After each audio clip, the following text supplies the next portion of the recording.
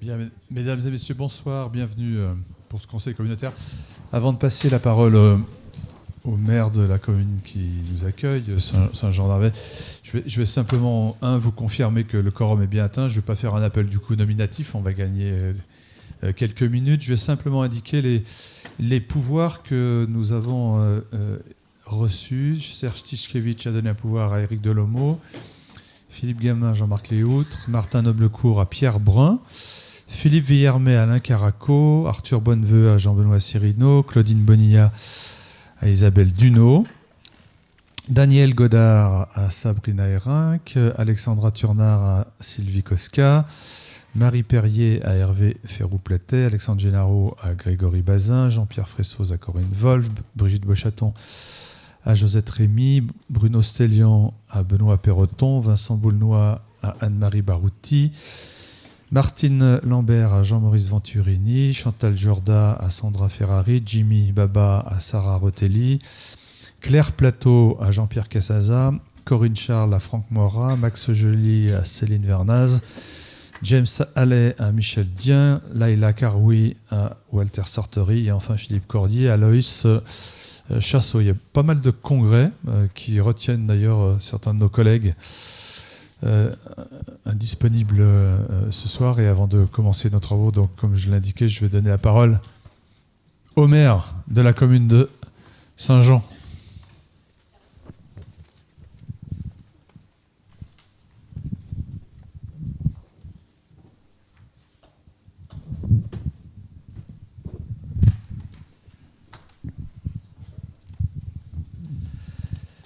Merci, Monsieur le Président. Si je commence mal. Non, mais je peux lire debout. Bonsoir à toutes et tous. Je suis heureux de vous accueillir ce soir pour ce conseil communautaire à Saint-Jean-d'Arvey. Au fond de la salle, en spectateur, ce soir, on a 3 élus de mon conseil municipal et je suis ravi qu'ils assistent à nos travaux. Evelyne Parent, qui est la première adjointe, Thierry Méraud, qui est l'adjoint urbanisme travaux, et puis Dominique Morin, qui est la conseillère déléguée au patrimoine et à la démocratie participative. Merci.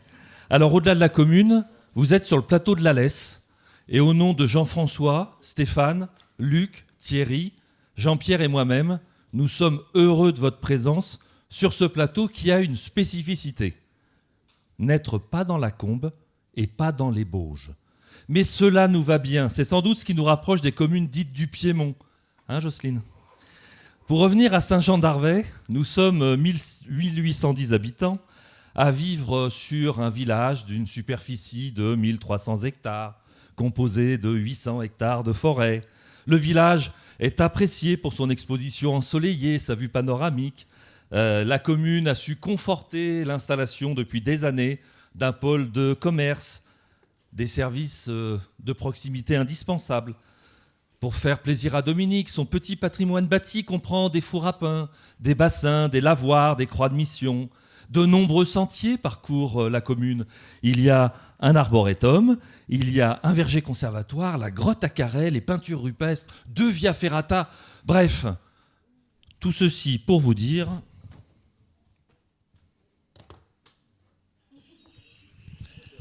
qu'accompagné d'un petit chant d'oiseaux, nous nous croirions presque dans un cadre bucolique, un cadre agréable, silencieux, rural, où il semble faire bon vivre.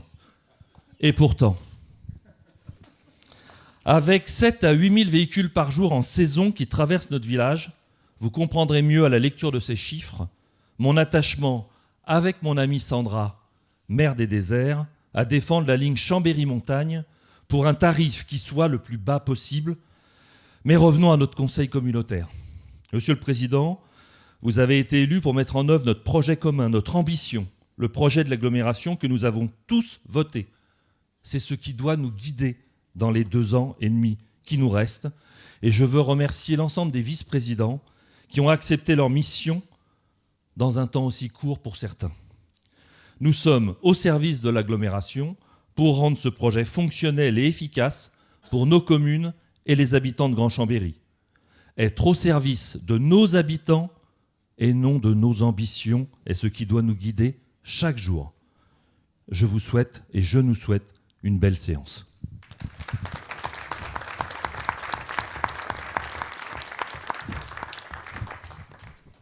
Merci Christian pour ton accueil, pour nous avoir rappelé le rôle de solidarité que joue la commune à l'égard des stations qui accueillent des clients qui, pour y aller, doivent passer dans la commune. Et on sait pour ceux qui utilisent cette route combien, effectivement, certains jours, c'est assez pénible, j'imagine, pour les riverains de ta commune ici, notamment dans le chef-lieu.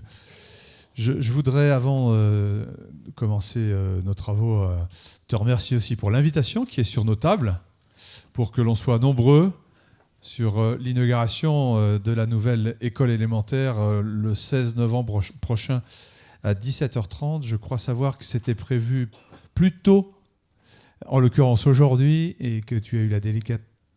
Le 9 novembre, ah oui, à l'occasion du prochain conseil, et que tu l'as décalé pour qu'il n'y ait pas d'interaction entre les deux, en quelque sorte, ou de concurrence. Merci beaucoup. Je voudrais, en préambule aussi, accueillir et féliciter le nouveau maire de la Tuile, M. Poitou, qui a été élu samedi. Félicitations, bravo.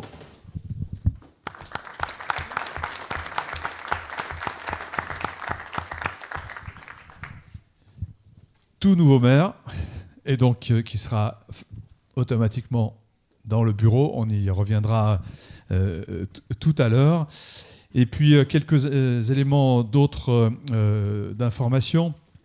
J'ai bien entendu, comme tout le monde, le message du maire de Saint-Jean nous amenant à travailler effectivement dans le cadre de notre projet d'agglo. Ça tombe bien, ça rejoint ce que j'ai, me semble-t-il, dit à l'occasion de notre dernier conseil communautaire et ce que nous avons aussi abordé à l'occasion de la dernière conférence des maires. Pour vous dire qu'à l'occasion de cette conférence des maires, j'ai demandé à ce que soit mis en place un groupe de travail sur le pacte de gouvernance. C'est une nécessité de la loi de déterminer les conditions dans lesquelles nous allons devoir travailler, et qu'un petit groupe de maires présents ou de vice-présidents ont accepté de travailler sur ce sujet. Je sais qu'il y a eu une première réunion avant la séance du conseil communautaire de ce soir, pour que ce pacte de gouvernance, qui devra aussi indiquer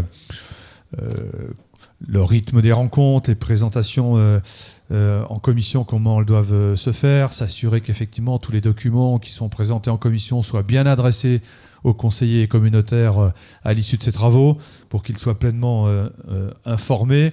Bref, le cheminement vers une décision en conseil communautaire fasse que toutes les décisions, tout ce qui est présenté au vote, ait été préalablement travaillé en commission, ce qui est une exigence de transparence, de travail collectif. Et d'ailleurs, en regardant l'ordre du jour du conseil communautaire de ce soir, on m'a indiqué qu'un rapport n'avait pas été présenté, qui est celui sur les travaux de la LES.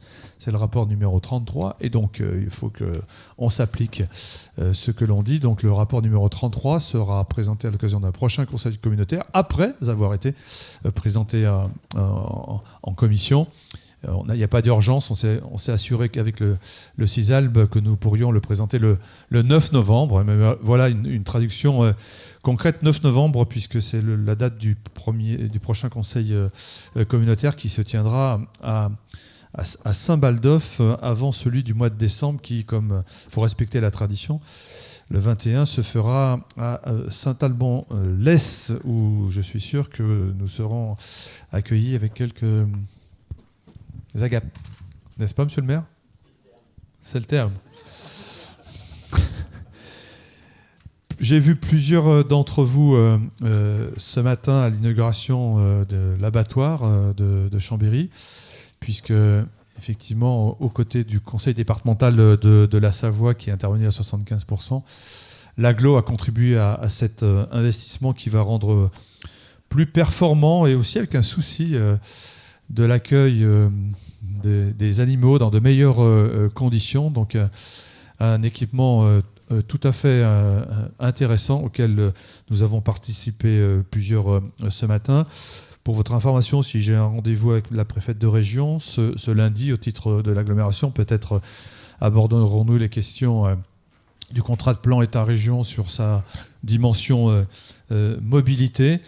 Et puis, notre ami vice-président chargé de l'eau et l'assainissement nous dira que l'agglo a eu aussi un prix national, un prix qui lui a été donné hier à Toulon, où il est allé le chercher au nom de l'agglo, mais on y reviendra. Peut-être aussi pour celles et ceux qui souhaitent s'y rendre, rappeler le congrès des maires. C'était toujours un moment important, le 21, 22 et 23 novembre, rassemblement au cours duquel on apprend souvent. Parfois on s'inquiète seul et on se rassure quand on voit ce qui peut se passer ailleurs. Et donc j'espère que vous serez un certain nombre à pouvoir vous y rendre, comme c'est souvent le cas. Alors, les pouvoirs étant lus, il faut que je désigne le Benjamin de la séance comme secrétaire. Arthur Boisneveu étant absent, c'est, je pense, Gaëtan Pochet qui est là. Il va revenir, qui est donc secrétaire de la séance. Je dois faire approuver le procès-verbal de la séance du 21 septembre dernier. J'imagine que, en général, le travail est très bien fait par nos services sur les retranscriptions des débats, qu'il n'y a pas de difficulté à l'adopter. Je vous en remercie. Je voudrais indiquer aussi, je le ferai systématiquement en début de séance, les élus qui ne peuvent pas participer au vote sur un certain nombre de rapports parce qu'ils sont concernés à titre de leur mandat notamment. Et donc sur le rapport numéro 11, Christelle Favetta-Sieyès, qui siège au CA du CSAB au titre du département de la Savoie, ne pourra pas participer au vote. Et vous allez recevoir dans les jours prochains, chacun d'entre vous, une fiche que je vous demanderai de remplir qui recense les fonctions que vous exercez les uns et les autres dans un certain nombre de structures. Ça nous permettra, avec le service du secrétariat général, d'indiquer systématiquement, donc en début de séance, les rapports auxquels vous ne pouvez prendre en général ni part au débat, ni au vote. Ça évitera d'éventuelles difficultés juridiques, quand ce ne sont pas parfois d'ailleurs des difficultés judiciaires. Voilà. C'est une petite démarche qui vous prendra un petit peu de temps, mais c'est vraiment pour la protection des uns et des autres. À l'ordre du jour de notre conseil de ce soir, vous ne découvrirez pas beaucoup de dossiers nouveaux. Pourquoi ? Parce qu'en fait, il s'agit essentiellement des rapports qui étaient inscrits à la séance qui était prévue le 21 septembre. Et donc, ce sont des rapports sur lesquels nous aurions dû voter si la séance du 21 septembre n'avait pas été consacrée à autre chose que l'ordre du jour prévu depuis plusieurs mois, en l'occurrence l'élection d'une nouvelle exécutive. Donc, vous allez retrouver, dans 90% des cas, donc des rapports qui étaient inscrits initialement à la séance du 21 septembre 2023. Il y aura 3 ou 4 rapports différents, plus précisément, je crois, 5, qui font suite à l'élection et à la mise en place, en quelque sorte, d'un certain nombre de structures de fonctionnement de l'agglo pour que nous puissions travailler en ayant ces structures mises en place. Alors, je vais vous proposer les examens simplifiés, comme c'est le cas pour beaucoup de rapports, en accueillant, je l'ai fait aussi sous forme de rapport simplifié, en accueillant pour la première fois d'ailleurs dans notre instance, Sarah Rotelli, qui est conseillère municipale de Chambéry et qui intègre, bonsoir Sarah, qui intègre donc notre instance en remplaçant Aurélie Lemeur qui a démissionné. Et comme vous le savez, c'est le suivant de liste de même sexe qui doit intégrer notre conseil communautaire tant que c'est possible. Après, si c'est pas le même sexe, c'est les personnes qui restent sur la liste. Nous avons donc en rapport simplifié l'installation d'une conseillère municipale, c'est fait, la modification du périmètre des commissions. Là j'en dis un petit mot, même si c'est en rapport simplifié. En fait, nous avons refait, si je puis dire, le périmètre des commissions en tenant compte des attributions qui ont été faites aux vice-présidents. Ces vice-présidences ont été, les périmètres des vice-présidences ont été signés le lundi 9 octobre dernier. Donc, pour tenir compte parfois du nouveau périmètre des vice-présidences, les commissions ont été retravaillées. Il vous sera demandé d'ici la séance du 9 novembre de regarder dans vos conseils municipaux si des personnes sont intéressées pour rejoindre ces commissions, pour participer aux travaux de Grand Chambéry, en vous demandant aussi, éventuellement, si certains ou certaines s'étaient inscrits dans des commissions par le passé et pour un tas de raisons n'ont pas pu se joindre à ces travaux, si elles souhaitent s'en retirer, elles en ont évidemment la possibilité. Mais l'idée, c'est que peut-être y avait-il des personnes qui ne s'étaient pas inscrites par le passé, qui souhaiteraient nous rejoindre dans nos travaux, donc ce sera possible. Et donc ces commissions auront leur contenu nominatif proposé au Conseil du 9 novembre prochain. Je lis maintenant les autres rapports simplifiés. Donc il y a le versement d'une subvention à la commune de Bassin dans le cadre de l'étude relative au secteur de l'Yvetaz. Sur les déchets, attribution d'une subvention à Emmaüs Vêtements pour l'installation d'une activité de surcyclage de vêtements sur le territoire de Grand Chambéry, la signature de conventions avec des éco-organismes en filière responsabilité élargie des producteurs, au titre de l'environnement et des transitions écologiques, une participation à un projet de recherche tertiaire, sur les équipements culturels sportifs d'intérêt d'agglo, une subvention à une association Teambox 73 et une association La Manivelle pour un salon auto-rétro qui aura lieu au Parc des Expositions début décembre. S'agissant de l'habitat, il y a une convention d'objectifs au titre du plan logement d'abord. Pour les mobilités, une approbation de convention entre Grand Chambéry et la région Auvergne-Rhône-Alpes relative à la reconduction de tarification combinée entre le réseau Synchrobus, réseau ligne interurbaine. Au titre de la politique de la ville, une subvention accordée au centre social du Biolay. Et puis, je ne vais pas les lire toutes, il y a une dizaine de rapports concernant les ressources humaines qui font trait à des recrutements, effectivement, qui étaient prévus, ainsi qu'une subvention à l'amicale du personnel qui a été retravaillée pour tenir compte du poids que représente Grand Chambéry dans cette amicale du personnel qui concerne Grand Chambéry, la ville de Chambéry, le syndicat départemental des déchets et peut-être le CCAS aussi de la ville de Chambéry. En fait, voilà, la subvention tient compte de la répartition du nombre de bénéficiaires de cette amicale. Voilà en ce qui concerne les rapports simplifiés, dont je veux donc redire que c'était pour l'essentiel, sauf les deux premiers finalement que j'ai présentés rapidement, des rapports qui étaient inscrits lors du jour du mois de septembre dernier. Est-ce qu'il y a des difficultés à ce que nous puissions adopter d'une seule voix ces rapports? Non. Écoutez, je vous en remercie, on a fait un grand pas dans le travail de ce soir. Nous avons maintenant un certain nombre de rapports détaillés. Ils ne sont pas nombreux, il y en a une bonne dizaine.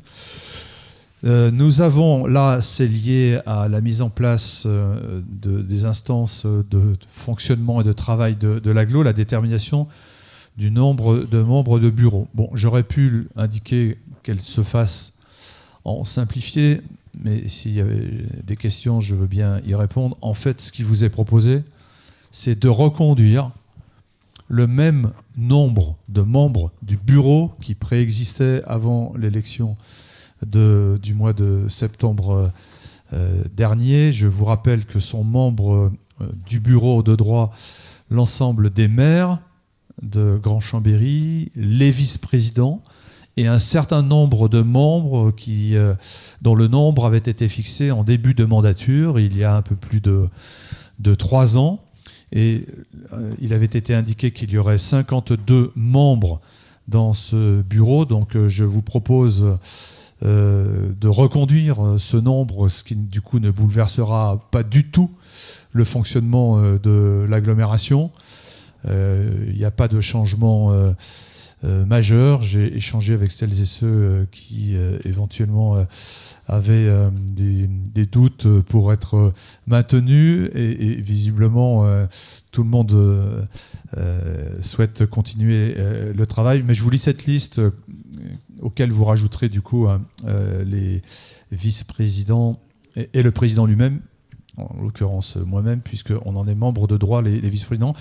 Donc il y a Serge Tiskiewicz, Christian Cogny, Arthur Boisneveu, Alain Tiefna, Éric Delomo, Josette Rémy, Florence Bourgeois, Christelle Favetta-Sieyès, Sylvie Koska, Martin Neblecourt, Gaëtan Pochet, Corinne Charles, Stéphane Bauchet, Marie Perrier, Hervé Ferrou-Plateau, Brigitte Beauchaton, Pierre Duperrier, Jean-Pierre Fressos, Damien Regueraz, Hélène Jacquemin, Pascal Mithieu, Grégory Bazin, Alexandre Génaro, Jean-François Poitou, Vincent Boulnois, Philippe Gamin, Max Joly, Luc Meunier, Christophe Richel, Jocelyne Gougou, Philippe Ferrari, Maryse Fabre, Christian Berthomier, Marcel Ferrari, Thierry Tournier, Jean-Pierre Coindoz et Corinne Wolf. Voilà. J'espère que je n'ai oublié personne, qu'il n'y a pas de surprise ou de déception, ce qui serait assez étonnant, compte tenu du fait que c'est pour beaucoup des reconductions. J'indique d'ailleurs que, évidemment, si dans l'avenir, il y a de la part de membres de communes, parce qu'il y a des maires qui ont choisi de se faire remplacer par un conseiller municipal ou un adjoint et qu'il avait un remords, la liste peut être de nouveau soumise au vote. Alors, normalement, pour l'adoption de ces 52 noms, il faudrait que nous procédions à une élection ligne par ligne au bulletin secret. C'est pas ce qui avait été retenu il y a 3 ans, et je vous proposerais, si vous en étiez d'accord, qu'on indique dans le PV que nous avons respecté évidemment les formes, mais que nous puissions adopter cette liste, si vous en étiez d'accord, d'un seul vote pour éviter 52 élections. On a prévu une urne au cas où, mais comme ça ne s'était pas fait il y a 3 ans et demi, il n'y a pas de raison que ça se fasse, me semble-t-il, ce soir. Mais voilà. Vous êtes d'accord ? Parfait. Merci beaucoup pour cette belle unanimité qui, là aussi, va nous faire gagner un petit peu, même beaucoup de temps.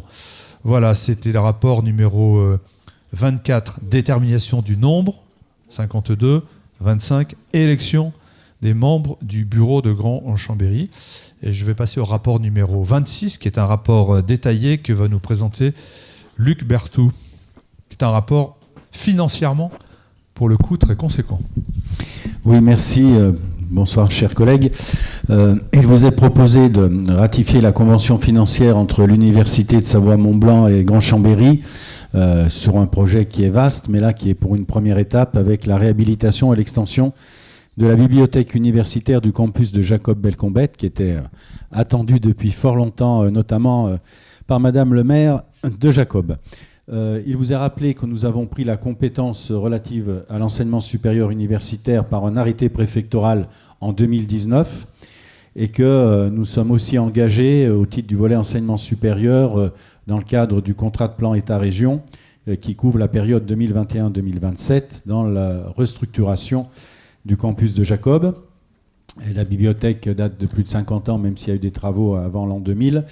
Et ce campus de Jacob date de 50 ans et accueille plus de 5500 étudiants, enseignants et personnels de l'Université Savoie-Mont-Blanc. Il s'agit par ces travaux d'améliorer la fonctionnalité du campus et l'accueil des étudiants, tant en termes de qualité de vie que d'enseignement. La restructuration et l'extension de la BU est la première opération réalisée dans le cadre de la mise en œuvre de ce schéma directeur d'immobilier et d'aménagement pour la refondation plus complète du campus.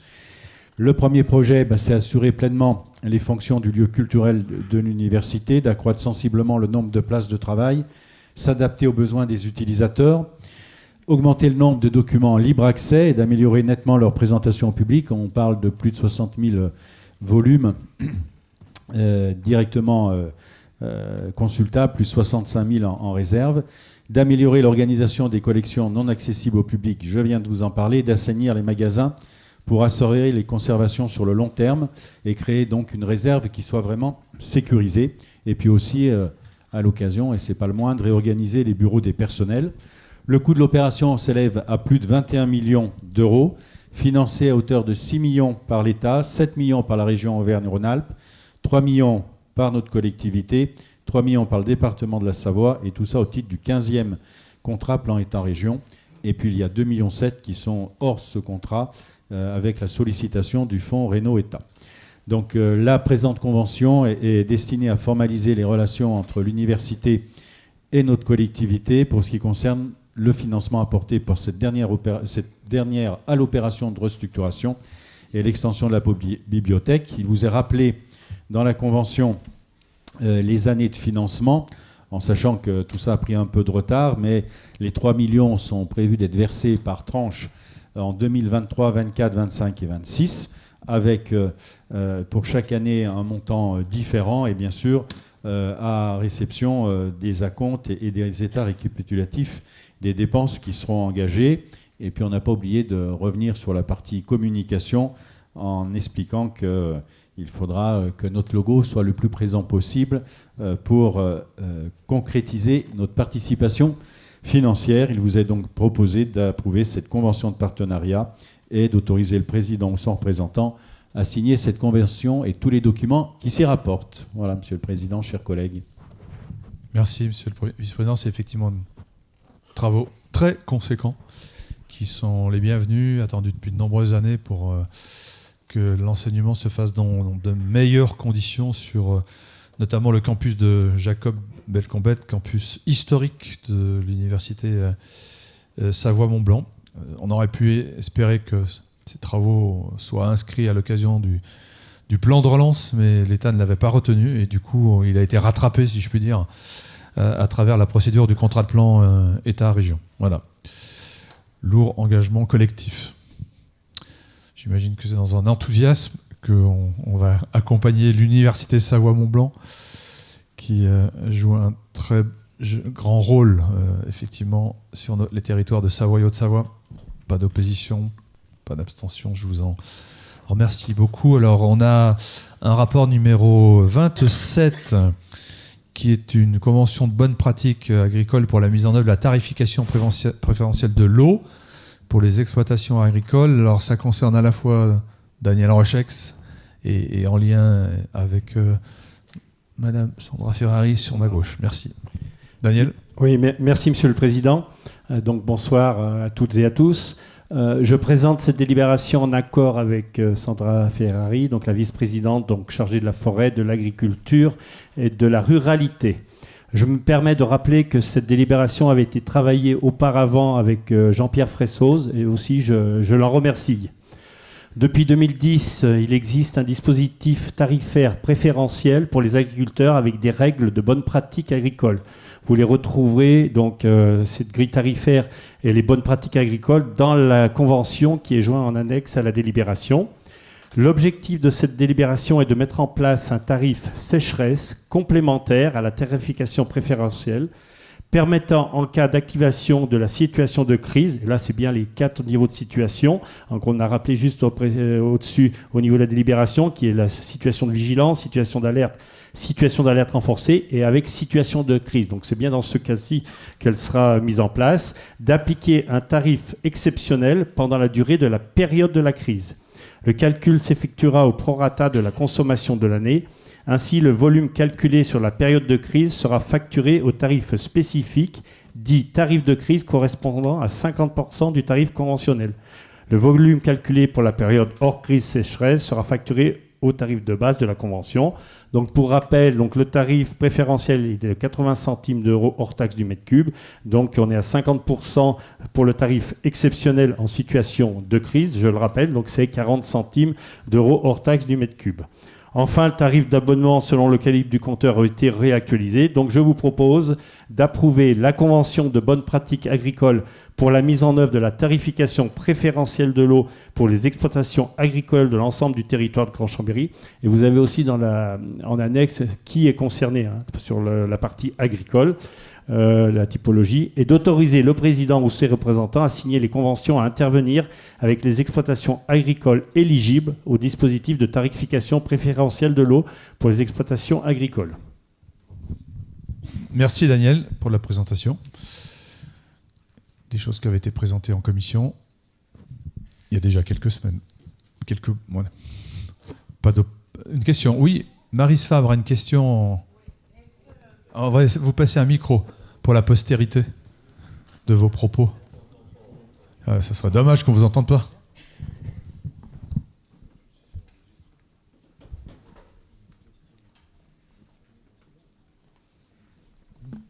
Pour cet été, est-ce qu'il y a eu quelque chose fait pour les agriculteurs? Parce que ça, je suppose que ce n'est pas rétroactif. Ça sera pour l'année 2023. Donc, et pour l'année 2022, on avait fait aussi quelque chose. Pour l'année 2023, on délibère aujourd'hui pour l'année 2023? Pardon?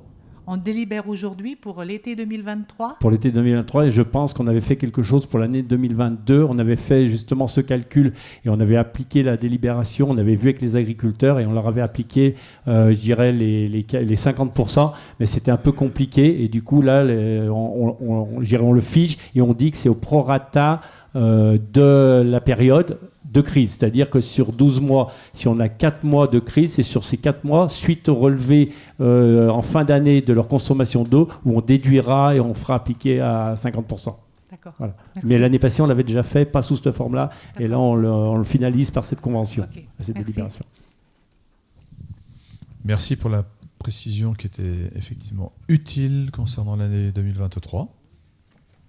Pas d'opposition, j'imagine, dite d'abstention, je vous remercie. Nous avons maintenant le rapport numéro 28, qui est une charte pour la gestion au flux des contingents de réservation des logements sociaux, qui est un document qui est adopté à Grand Lac, à Arlisère. Je sais qu'Arlisère l'a déjà signé.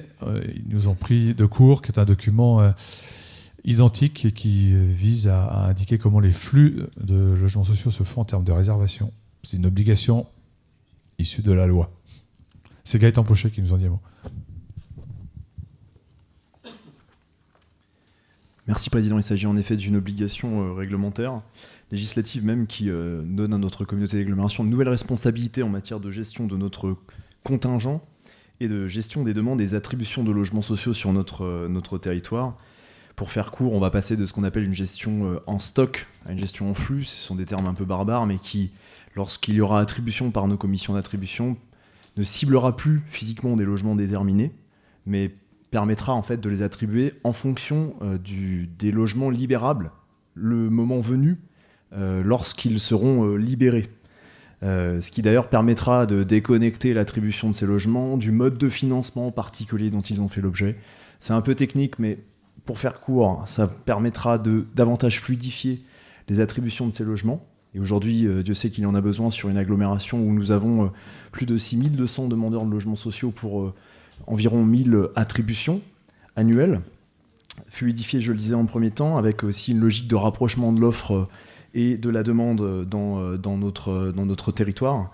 Et puis surtout permettre le relogement des publics prioritaires, mais sans jamais oublier cet objectif aussi essentiel de mixité sociale auquel la loi nous incombe de veiller, mais auquel nous sommes aussi très attachés sur notre territoire. Vous dire enfin que cette charte a été élaborée en concertation évidemment avec les professionnels du secteur, ce qu'on appelle l'ORA HLM Savoie, c'est-à-dire les bailleurs en fait sur notre territoire, et que nous la partageons, c'est la loi qui le veut, avec d'autres établissements publics communautés d'agglomération que sont notamment Grand Lac, Arlisère, le département de la Savoie, mais aussi l'État, le préfet en sa qualité.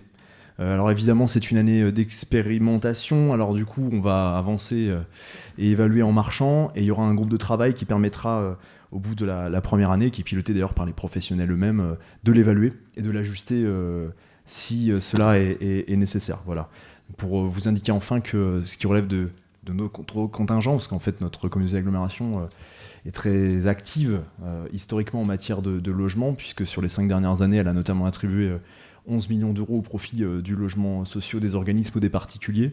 Eh bien, ce contingent des logements sociaux est délégué de l'agglomération à vos communes respectives pour vous en permettre de les attribuer et donc d'être maître du contingent si vous avez sur votre territoire des logements sociaux. Voilà, Président, pour cette charte partenariale pour la gestion en flux des contingents de réservation des logements sociaux. Merci. Merci Gaëtan pour la présentation. Espérons que ça amènera un peu de fluidité et de meilleures solutions, puisque c'est plus sur des appartements ciblés, mais c'est dans l'ensemble du parc que pourrait se faire cette affectation de contingent. Pas de problème, j'imagine. Non, ça a été vu évidemment en commission.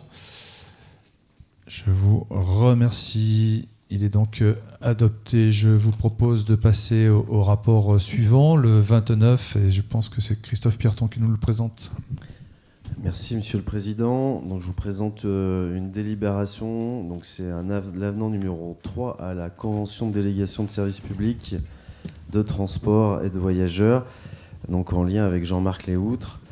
Donc on revient en fait sur les années 2020 jusqu'à 2024. Donc on revient jusqu'à 2023 et il y a aussi des choses qui vont être engagées sur 2024 sur des modifications du contrat qui avait été signé avec le délégataire en 2018, mis en action au 1er janvier 2019 pour une durée de 6 ans. Et chaque année, il y avait des petits ajustements. Donc, il y a la liste. Je vais me permettre quand même de les lire parce que c'est intéressant de voir quand même ce qui a été modifié, les conséquences de la crise sanitaire, donc du contrat pour l'année 2021, des ajustements de l'offre de transport sur le réseau Synchrobus 2021, 22, 23.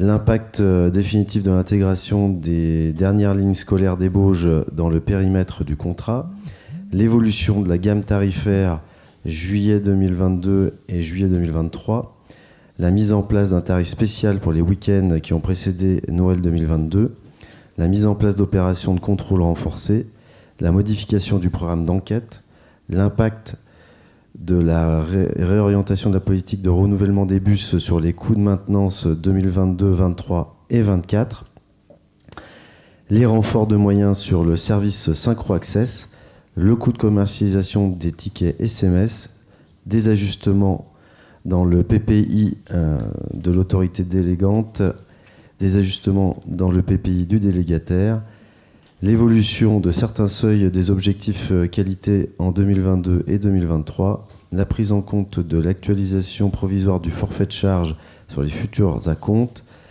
l'intégration de Blablacar Daily dans l'application Synchro Chambéry et la publication des données du réseau en open data selon la réglementation en vigueur.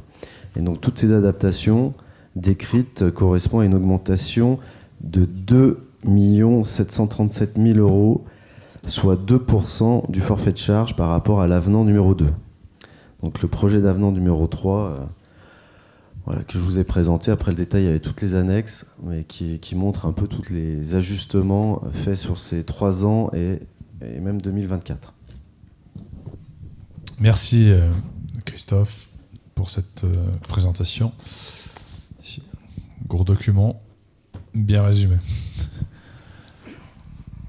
Pas d'opposition pour qu'on acte ce rapport, ni d'abstention, j'imagine. Je vous en remercie. Il est donc adopté en l'état. Nous avons un rapport, là aussi, conséquent et qu'il fallait absolument passer rapidement sur la convention pluriannuelle du renouvellement urbain. Et je pense que c'est Franck Morat. Merci. Tout à fait. Merci, Monsieur le Président. Il s'agit de soumettre à votre approbation l'avenant numéro 1 à la convention pluriannuelle de renouvellement urbain des Hauts-de-Chambéry, convention qui avait été signée le 4 février 2020. Cette convention, il faut le rappeler, fixe les grands objectifs du projet, les modalités de sa mise en œuvre et bien évidemment tout ce qui concerne l'aspect, financement, le plan de financement de l'ensemble des opérations projet de renouvellement urbain est aujourd'hui en phase opérationnelle. Il vise bien sûr à redynamiser le quartier, à apporter à la fois un cadre de vie à ses habitants, des services et bien sûr à une dynamique positive pour l'ensemble des habitants de ce quartier. Ce qu'il faut rappeler quand même, c'est que cette convention de renouvellement, c'est un montant de 135 millions d'euros. Et l'avenant qui est proposé porte principalement sur une évolution essentielle. C'est un abondement de l'enveloppe de subvention de l'ANRU et du prêt d'Action Logement à hauteur de plus de 10 millions d'euros. Je crois que c'est un abondement qu'avait pu obtenir le vice-président chargé de l'habitat. Et je crois que c'est important de souligner que 3 opérations vont pouvoir en bénéficier: la démolition et la reconstruction du groupe scolaire de l'école Verbois, la restructuration des équipements de la place de Manjat, et puis bien sûr la réhabilitation et la reconstruction de près de 250 logements sociaux des Grandes Côtes sur les hauts de Chambéry. Il y a un certain nombre aussi d'ajustements dans les contreparties avec le groupe Action Logement, et puis dans la délibération dont vous avez pris connaissance, il y a tout aussi une série d'évolutions importantes sur la reconstitution de l'offre locative sociale, l'intégration de l'aide du département pour la production de PLAI, la modification du nombre de logements dans les opérations d'accession sociale à la propriété, et puis aussi un redéploiement de subventions de l'ANRU au bénéfice de l'aménagement de la trame viaire au nord des Combes, très important, et puis l'actualisation du calendrier et de réalisation et des dates prévisionnelles de lancement de certaines opérations. Donc il vous est proposé d'approuver l'avenant numéro 1 à cette convention et d'autoriser Monsieur le Président, son représentant, à signer cet avenant. Merci, on l'a bien compris, hein, c'est pour bénéficier de 10 millions de subventions supplémentaires. Pas de dépenses de plus, mais un abondement. Et c'est important de le passer parce que toutes les autres collectivités intéressées à la signature ont déjà délibéré. Et il manquait la délibération de Grand Chambéry pour pouvoir signer cette convention, notamment avec l'État, et débloquer des fonds qui sont très attendus par les organismes de logements sociaux et des entreprises qui, d'ailleurs, ont fait des travaux dans le cadre du sujet du renouvellement urbain sur le quartier. Pas d'opposition à ce que nous percevions ces fonds, j'imagine? Non. Merci. Donc il est adopté lui aussi à l'unanimité. Je vous avais indiqué que nous avions essentiellement des rapports inscrits à l'ordre du jour depuis le 21 septembre. Le rapport 31 est un nouveau rapport, là aussi, que nous devons passer ce soir, car il peut avoir des conséquences en matière de tourisme. C'est le renouvellement du classement catégorie 1 de l'Office de tourisme intercommunal. Cécile Trahan va nous dire en quoi c'est intéressant. Merci, Monsieur le Président. Auparavant, j'aurais souhaité partager avec vous très rapidement quelques éléments sur la saison estivale 2023. Donc, je crois qu'il y avait une petite diapositive.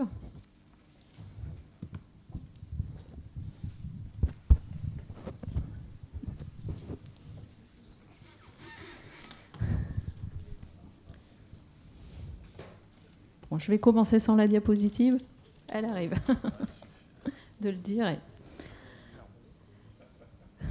Donc, quelques éléments au niveau national. Donc, un taux de départ à l'étranger qui augmente cette année. 40 à 50% des Français qui ne partent pas en vacances. L'impact de l'inflation sur le pouvoir d'achat et la préférence à l'hébergement non marchand.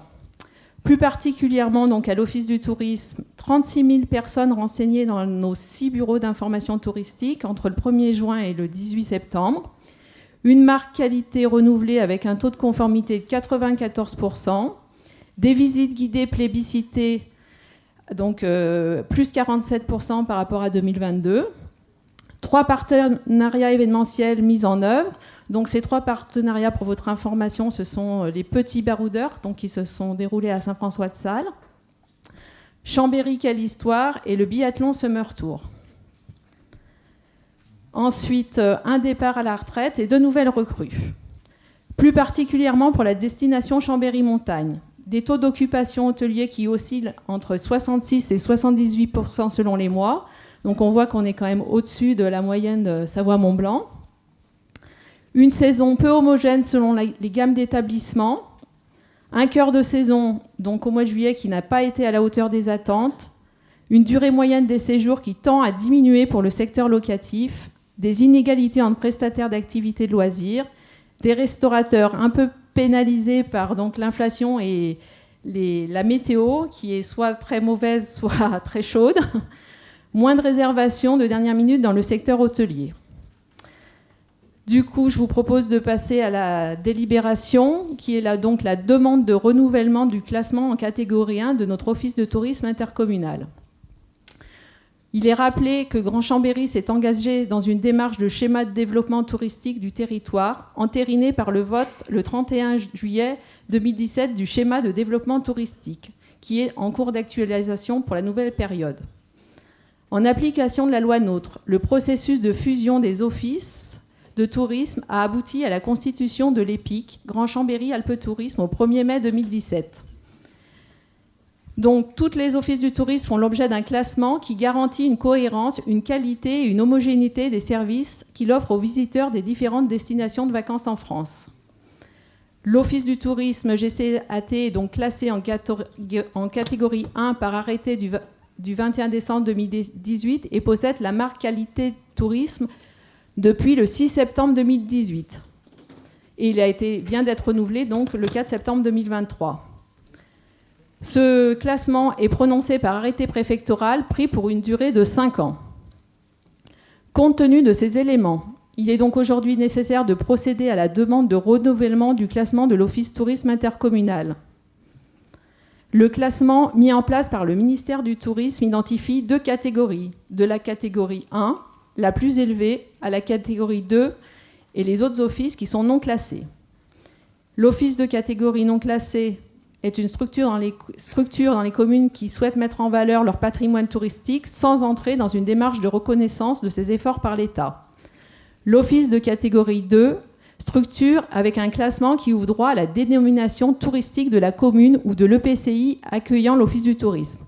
L'office de catégorie 1, pour laquelle on va faire la demande, donc, est structure avec un classement qui seul permet le classement de la commune en station de tourisme qui correspond à l'excellence en termes d'accueil de la clientèle touristique.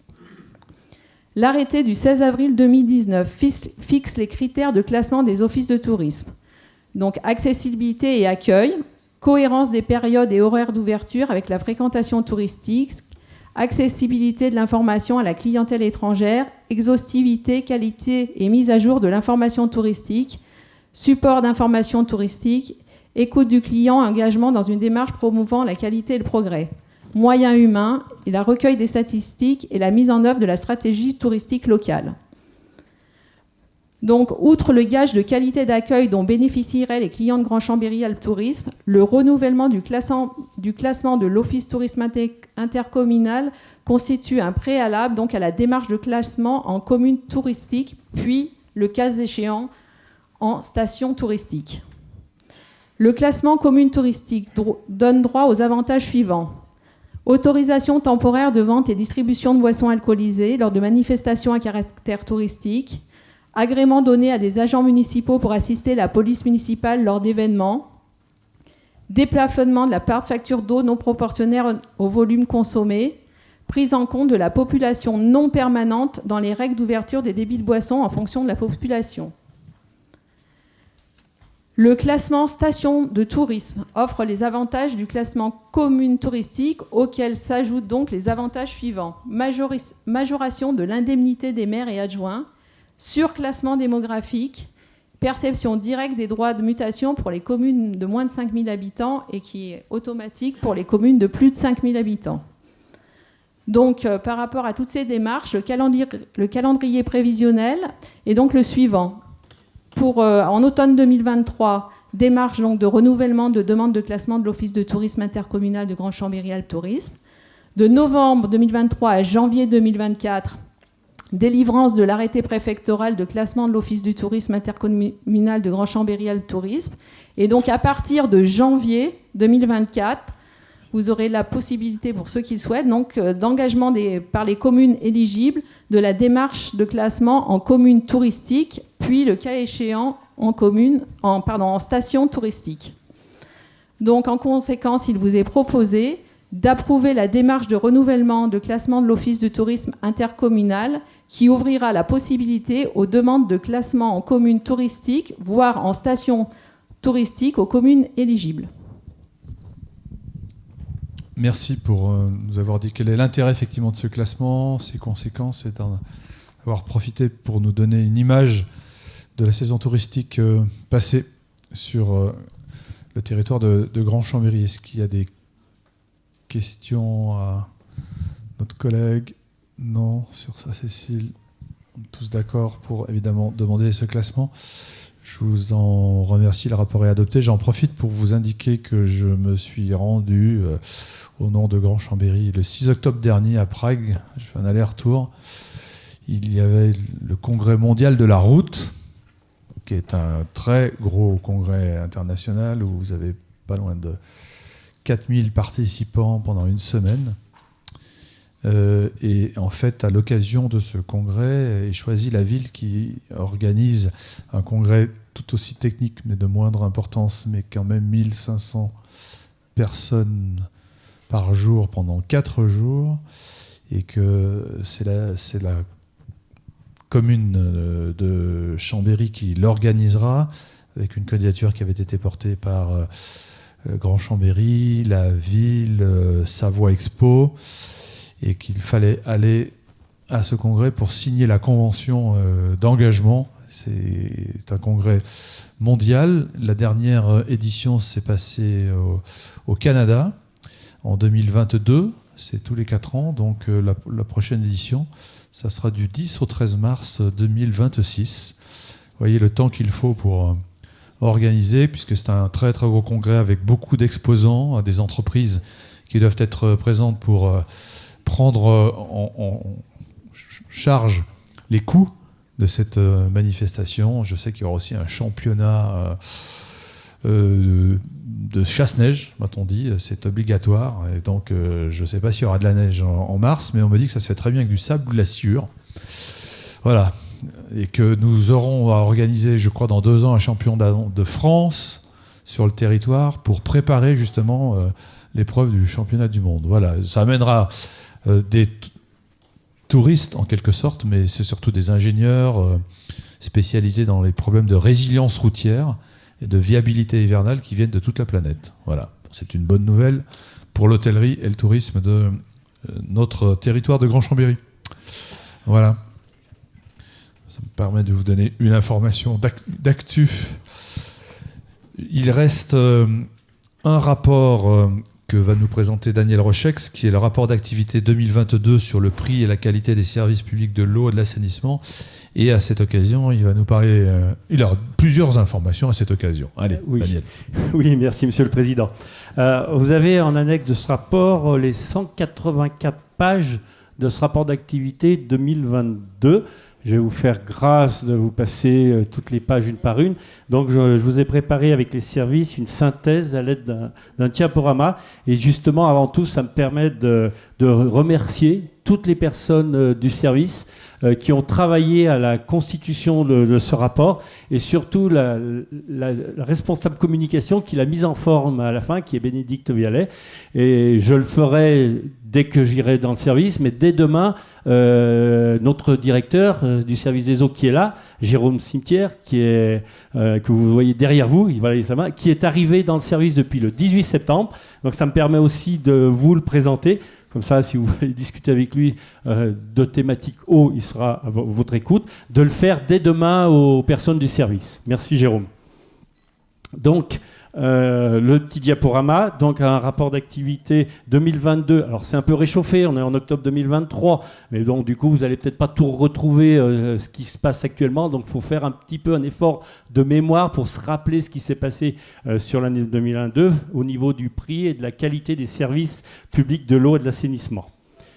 Donc sur la partie ressources humaines, ça défile pas. Voilà, merci. Donc je rappelle qu'on a 162 agents. qu'on fait pas mal de formations au niveau de ces agents, qu'on en a eu 137 qui ont été formés à différentes thématiques sur l'année 2022. Vous les avez page 143. Ce qui me permet aussi de rappeler les principales missions du service, donc de produire et de distribuer de l'eau potable aux abonnés, d'entretenir des réseaux d'assainissement d'eau pluviale et d'eau potable, de traiter les eaux usées, de suivre la qualité de l'eau potable, d'accompagner l'usager dans son quotidien et d'assurer la gestion des abonnés. Donc un petit camembert qui vous représente les hommes et les femmes en pourcentage, donc 32% de femmes, ce qui représente 52 personnes, 110 hommes qui représentent 68%, répartis en deux principales filières, donc 78% techniques et 22% administratives. Les principaux faits de 2022, donc on l'a déjà évoqué, la sécheresse 2022, qu'on a aussi retrouvé en 2023, les tensions donc sur l'approvisionnement en eau potable. Donc il y a quelques communes du secteur du plateau des Bauges donc, qui se sont vues, où on a amené dans les communes donc soit le citernage le soir pour remplir les réservoirs pour qu'il y ait de l'eau le lendemain matin, soit des palettes d'eau carrément dans les mairies. Et j'oublie pas non plus, non seulement qu'on a eu la sécheresse, mais on a aussi des orages violents qui nous ont aussi amené dans certaines communes, donc cher Eric, d'amener aussi de l'eau pour pouvoir donner à la population. Donc quelque chose de nouveau, des informations aux abonnés pour être très réactifs vis-à-vis de la population par SMS. Donc on a eu plus de 5000 sur l'année 2022. Et ça me permet aussi de rappeler qu'on a aussi l'outil informatique Simplici, qui existe, et lorsqu'il y a des problématiques au niveau des usagers, qui n'hésitent pas à utiliser cet outil informatique. Donc on a commencé aussi en 2022 les débuts de travaux pour l'injection du biogaz de l'usine de dépollution des eaux. Donc pour dire qu'en 2023 elle a été effective et qu'elle est en fonctionnement inaugurée depuis mars 2023. Donc c'est un service public où il y a des abonnés. Et ça avance pas, oui. Donc on a 77 452 abonnés. C'est plus de 700 abonnés par rapport à l'année précédente. On a 8300 compteurs télérelevés. Donc on a des compteurs ancienne génération, on a des compteurs radio-relevables. Et maintenant on aura des compteurs télérelevables. On a eu 233 630 factures d'émises, 1450 avis sur les dossiers d'urbanisme, donc en relation avec le service urbanisme. Je rappelle aussi que nous sommes une régie et que l'eau paye l'eau, donc que ce soit sur la partie du fonctionnement, sur la partie des investissements, et que ce soit sur la thématique eau potable, sur la thématique assainissement. Pour rappel, une facture d'eau de référence 120 m3, c'est la facture moyenne française, 120 m3, donc c'est 500 € TTC qui représente 4,17 € du mètre cube. On est à 4, la moyenne nationale est à 4,30 €. Donc on a fixé aussi une augmentation des tarifs de 2% jusqu'à 2026. Donc ces augmentations de tarifs de 2% sont faites d'une part pour pouvoir réaliser tous nos projets d'investissement, que ce soit sur l'eau potable et sur l'assainissement, qui sont nombreux. Et c'est aussi fait pour aller à l'harmonisation qui était prévue et qui sera réalisée au 1er janvier 2026 entre le secteur de la Cluse, le secteur du Bas, le secteur des Bauges, bien sûr. Donc le service eau potable, donc des volumes produits qui sont stables, donc 11,3 millions de mètres cubes par an, donc 76% proviennent des nappes phréatiques et 24% des sources. Un rendement stable à 71,3%, donc qui était plus haut, qui a baissé à l'intégration 2017 de débauche et qui est en train de remonter. Donc vous verrez que ce critère de rendement stable nous a permis d'obtenir un trophée que je vous présenterai tout à l'heure. Augmentation constante depuis 2017 des recherches et des réparations de fuites, notamment dans les secteurs moins denses. Et en plus, on l'a, je dirais, on a focalisé cette action-là surtout sur les années de période de sécheresse, donc sur l'année 2022 dans le secteur des Bauges. Et on va continuer sur l'année 2023. On a fait 362 réparations, donc une augmentation de plus 21%. Et ça sera vraiment un objectif fort pour le service pour les années à venir. 350 analyses d'eau en autocontrôle, donc on est aussi capable de contrôler notre eau. Donc on a des contrôles qui sont réalisés par l'ARS, mais aussi nos contrôles en interne. 7,8 millions hors taxes consacrés aux travaux d'investissement, donc sur les ouvrages et les réseaux, donc c'est pas négligeable, avec un taux de renouvellement qui est, à mon avis, encore faible, 0,72%, donc ça fait que 8 km. Donc on vise le 1%, et je dirais, même avec 1%, on n'est pas ambitieux, mais on fait aussi avec, je dirais, les financements que l'on a. Donc on essayera aussi d'augmenter, d'aller au 1% tel qu'on s'est fixé en objectif. Ensuite, vous avez une cartographie où on a les principaux travaux en eau potable qui devraient arriver. Oui, alors peut-être pas très lisible. Alors je vais essayer de faire rapide. Donc pour citer, alors c'est les principaux travaux, hein. Je veux dire, il n'y a pas toutes les communes, hein. Je vais rentrer vraiment dans les grosses masses financières. Donc il y a sur la partie des déserts, séparation d'adduction, le Noyer, l'écart et bypass Ross. On a aussi quelque chose qui était très important, dont on a vu l'effet bénéfique en 2023, qui est la sécurisation en eau potable des communes de Les Déserts et des Bauges derrière. Donc on a aussi je dirais une grosse station donc, à plein palais, un gros réservoir de 1000 m3, donc c'est 2 réservoirs de 500 m3, qui nous a permis cette année en 2023, pendant la forte période de canicule, de pouvoir bypasser et de pouvoir alimenter les Bauges derrière. Et certains ne se sont même pas rendus compte qu'il y a eu de manque d'eau et du coup on n'a pas été obligé de monter des palettes d'eau. Donc renforcement de la conduite, alors on est aussi sur la partie de l'Épine, hein, donc sur la commune de la Motte-Servolex, renforcement de la conduite sur l'unité de distribution de la Bataillarde, maillage de secours au Noiret, un maillage donc plutôt sur Saint-Saturnin et le Mollard, donc c'est au centre de la Cluse. On a aussi profité, on le retrouvera aussi sur l'assainissement, donc de rénover, de renforcer la distribution le long de la RD 1006. On profite des travaux qui sont en cours sur la 1006 pour reprendre tous nos réseaux, que ce soit sur la partie eau potable ou sur la partie assainissement. Sur la partie de la Motte-en-Bauge, sur le Vieux-Bourg, des rénovations et restructurations de distribution. Donc sur Doucy-Dessous, rénovation, canalisation, distribution du hameau. Sur le Châtelard, renforcement de la conduite de transport, donc là qui n'est pas sur le Châtelard mais qui part de Jarzy, donc c'est la source de Jarzy qui transporte pour école, la Compote et le Châtelard. Rénovation de la canalisation sur le hameau de la Combe, à Yon, et rénovation, canalisation, distribution hameau de Crévibert. Voilà, donc c'est un peu rapide, mais voilà, c'est plutôt les grosses opérations qui ont impacté toute la somme que je vous avais dit tout à l'heure. Sur la partie du service assainissement et eau pluviale, donc c'est la diapo suivante. Voilà, donc on a 677 km de réseau d'eau usée, 517 km de réseau d'eau pluviale, on a 18 stations d'épuration, on a une usine de dépollution, on a un taux de conformité des rejets qui est de 97,3%. Donc, et il nous reste encore 167 390 m3 déversés au milieu naturel. Donc ça ne représente plus que 1,3%. Donc la construction du BSR nous a beaucoup aidé. On est passé de 3 à peu près à 1,3. Et c'est donc du coup, on ne rejette plus dans les ruisseaux. Et on a aussi les déversements et le débordement des déversoirs d'orage qui restent encore. On a 3500 installations en assainissement non collectif, ce qu'on appelle l'ANC. L'instruction et le suivi des rejets des entreprises conventionnées. Donc on travaille avec les entreprises pour la qualité des rejets au niveau de la nature, ce qui est aussi un des points qui a été pris en compte dans l'attribution de notre trophée que je vous présenterai tout à l'heure. Plusieurs centaines de curages, d'inspections caméras, d'entretien d'ouvrages. Donc au niveau de l'investissement et sur les travaux d'investissement, on a dépensé une somme de 7,5 millions d'euros. Vous avez quelques photos, hein, donc on va les reprendre sur la cartographie, mais vous voyez déjà le centre ancien de Chambéry, hein, sur la partie assainissement et pluvial, qui est la rénovation du réseau unitaire du centre ancien. Donc on passe sur la cartographie, donc on le retrouve ici. Donc rénovation des réseaux périmètres rapprochés du Puy des Îles, donc rénovation réseau unitaire centre ancien, que ce soit sur la partie assainissement et pluvial sur Chambéry.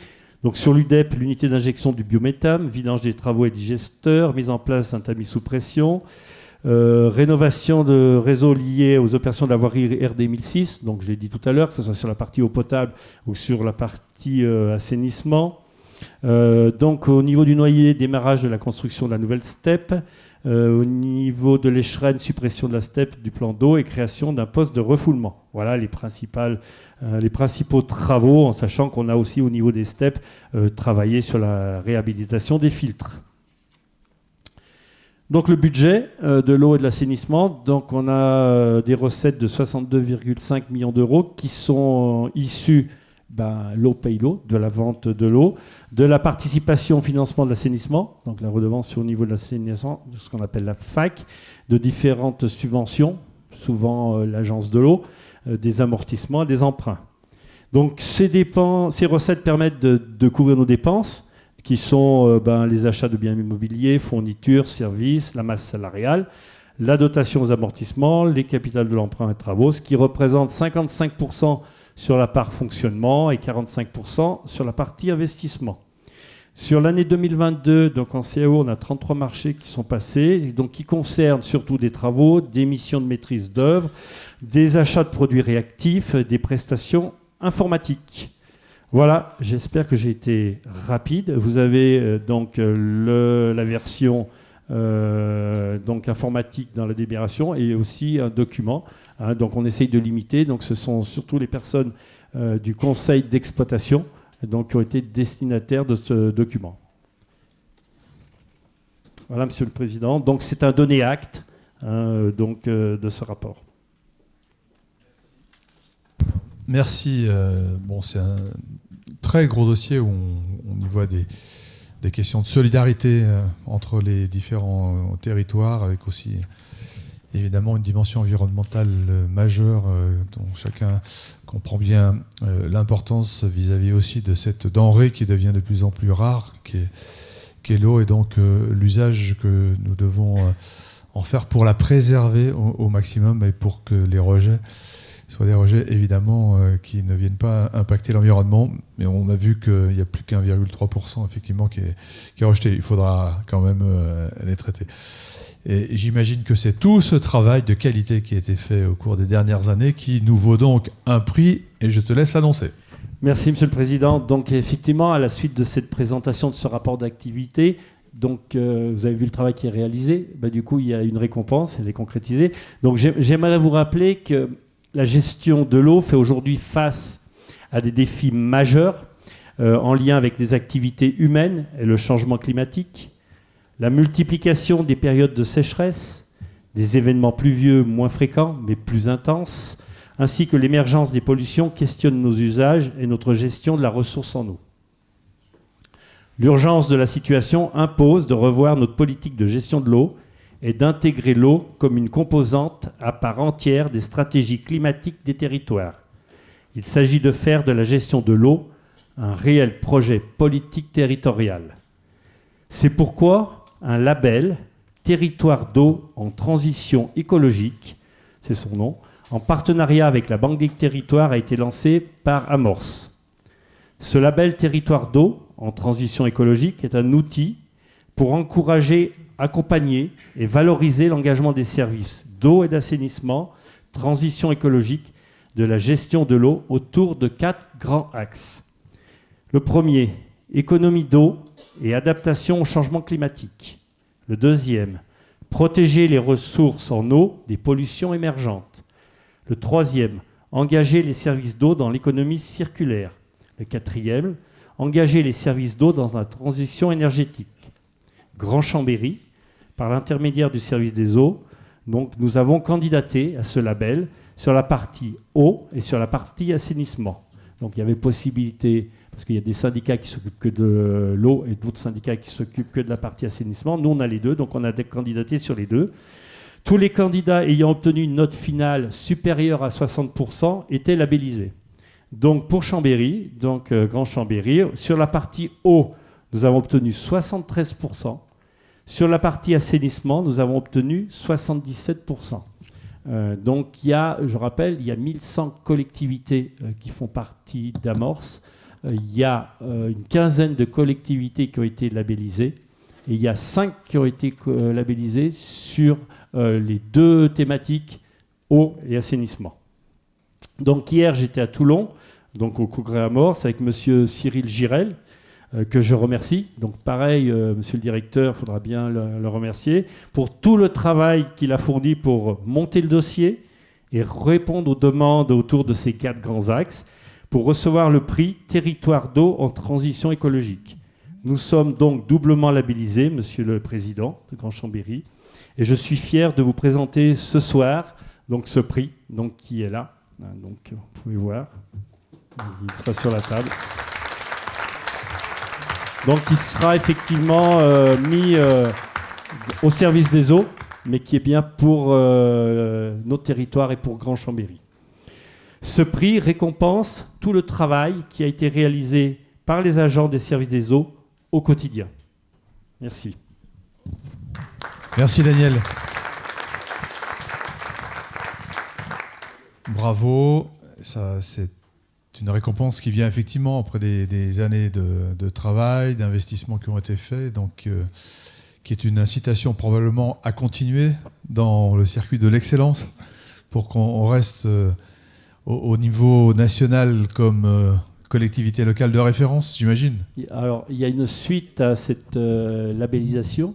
Donc, on peut, pour l'année prochaine, et je pense qu'on va le faire, on va en discuter avec monsieur le directeur et avec Cyril Girel, avoir un autre label l'année prochaine. Et là, il faut que dans nos bâtiments, et tous les bâtiments de Grand Chambéry, on ait pu prouver et montrer qu'on a fait 10% d'économie d'eau.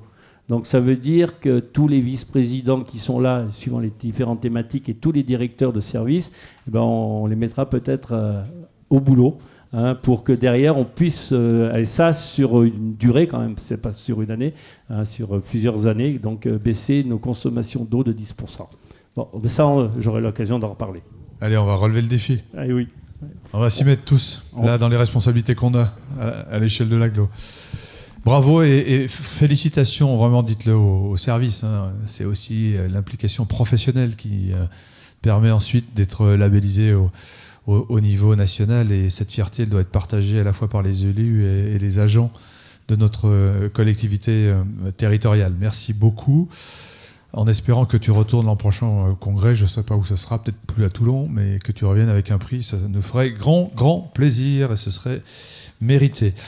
On arrive au terme de notre séance. Et je précise pour les services que pour le rapport concernant l'ANRU, Sarah Rotelli n'a pas pris part au vote tout à l'heure pour que ce soit bien comptabilisé en tant que tel. Donc je vous ai indiqué que le rapport numéro 33, dans la mesure où il n'a pas été présenté en service, en commission, sera inscrit à l'ordre du jour de notre séance du 6 novembre qui sera plus conséquente. 9 novembre, excusez-moi. 9 novembre. Je vérifie.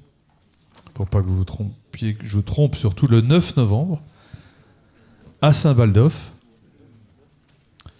Et qui notamment inscrira un certain nombre de questions de préparation dans le cadre du BP que nous devrons adopter en début d'année prochaine.